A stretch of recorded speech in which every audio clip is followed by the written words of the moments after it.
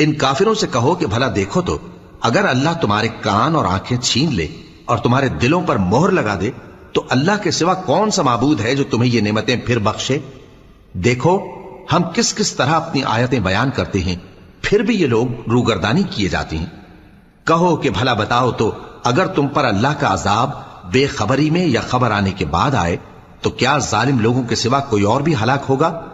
اور ہم جو پیغمبروں کو بھیجتے رہے ہیں تو خوشخبری سنانے اور ڈرانے کو، پھر جو شخص ایمان لائے اور نیکوکار ہو جائے تو ایسے لوگوں کو نہ کچھ خوف ہوگا اور نہ وہ غمگین ہوں گے، اور جنہوں نے ہماری آیتوں کو جھٹلایا ان کی نافرمانیوں کے سبب انہیں عذاب پہنچے گا۔